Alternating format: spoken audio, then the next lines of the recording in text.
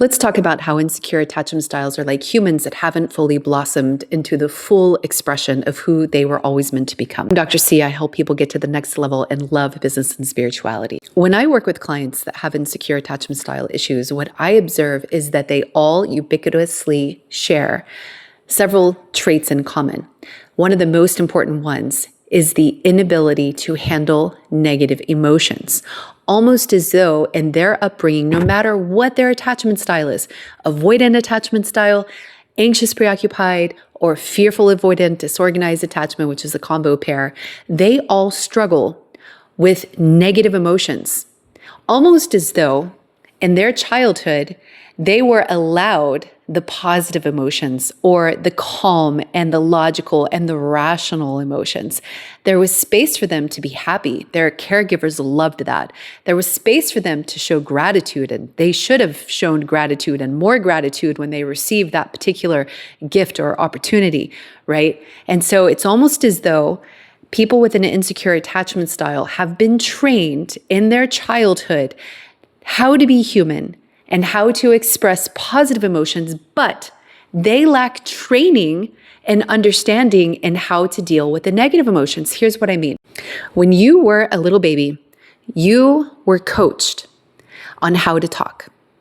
You were coached and shown and modeled how to express yourself.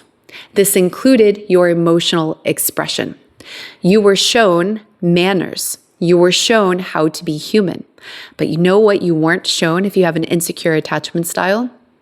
How to be dysregulated and how that is okay and part of the human experience. How to have intense emotions, sometimes against your caregivers.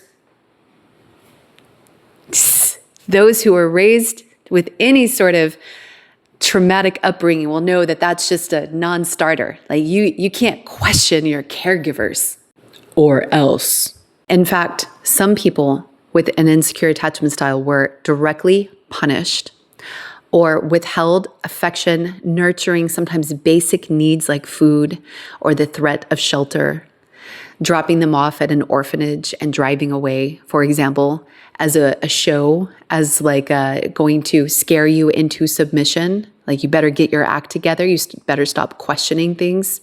And so they learned that they can't challenge authority. They learned that there wasn't a give and a take, that they had to mold themselves. Some, especially with those with the anxious preoccupied attachment style, would fervishly try to get the affection and attention back. And they would do so by making themselves the perfect golden child, by being charming, by being witty, by being positive, right? By being proactively the parent and solving problems when they felt the eggshell moment creeping up on them. And so they learned that they had to offset their parents' emotions, negative emotions, because their parents would sometimes dump that on them because they couldn't regulate their own emotions like they were supposed to. So imagine being shown how to talk, how to eat, how to walk, how to go to school, how to get good grades, how to pass the test, whatever it is, right? Whatever you were shown, but never shown how to be fully you,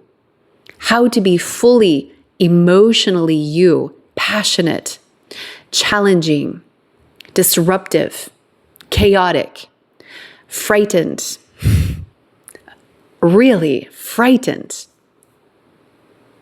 Get over it. You're fine.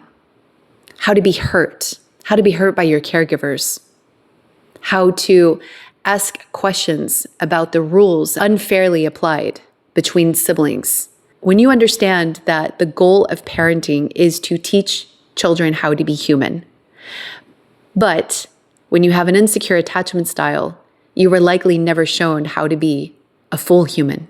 You were shown how to be a partial human, and always happy, always satisfying, always giving, always whatever your mode is, right?